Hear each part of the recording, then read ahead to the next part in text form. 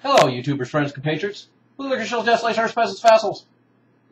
I'm a useful idiot, and an interesting article popped up in the Times of Israel. It basically says Obama to tell Netanyahu, U.S. gearing up for Iran strike. And so that's the headline. And then when you get into the details, let me discuss this story first. We get into the details. It says, during an upcoming visit, President will convey the message that a window for American military operation opens in June, TV report says. So June is an important month to watch now.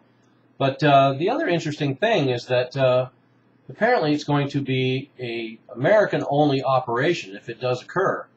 The report says that Obama will tell Netanyahu that if diplomatic efforts and sanctions don't work, Israel should, quote, sit tight, unquote, and let Washington take the stage, even if that means remaining on the sideline during a U.S. military operation.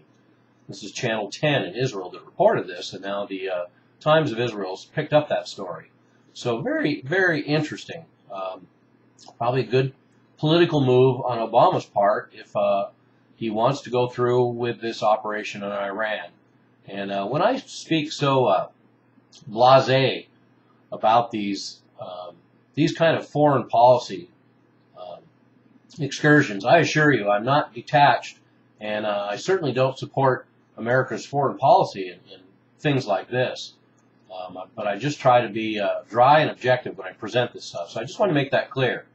So anyway, very interesting political idea for Obama. So first of all, that excludes an Israeli strike on Iran, which would be far more controversial than a U.S. strike on Iran. And having Israel stay out of it is a good political move. And it's also a good political move because this will certainly be red meat for all the neocons and Republicans in the government. So needless to say, Obama could score some huge, huge points with the Republicans in the government right now and in Congress. But even as I finished saying that, I still recall the fact that the Republicans were very adamant that all Americans should have supported George Bush because he was a president of the country in a time of war.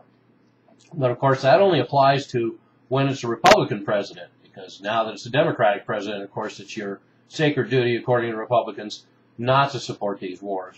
So anyway, I just wanted to clear that up.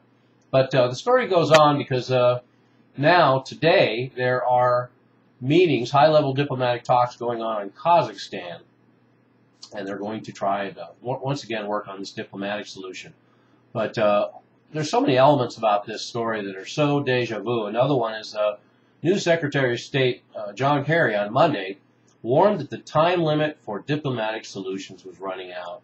And I still have an echo in my ear from when Bush was saying that in the lead up to the Iraq War, that the time limit for diplomatic solutions was running out. How could the time limit on a diplomatic solution ever run out? If there's a diplomatic solution, certainly it's worth pursuing, particularly when you constantly claim that violence and aggression is your last resort, when for all eyes it looks like the first resort. And the other interesting thing about this is, of course, Netanyahu is now suggesting that him and Obama are good buddies, and they've always been good buddies. So I love all that venom that was spewed around in the last 4 years, and now Netanyahu's getting what he wants, and now he's saying the media created all that animosity between him and Obama, which is probably partially true. That's what they do too.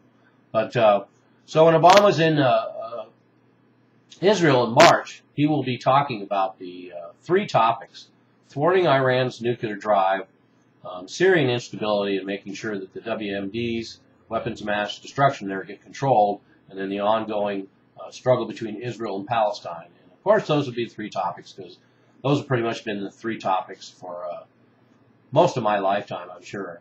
So there we have it. Talk of a possible American-only strike on Iran in June, and that makes sense for a lot of reasons. That's the time of year that America would like to open an operation, and it certainly gives them plenty of time to get everything ready.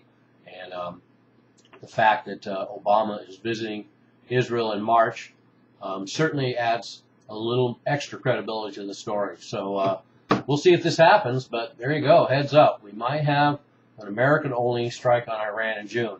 But when I say that, I also understand realpolitik, and this might be some major sword rattling to get Iran to come to the table and make some concessions.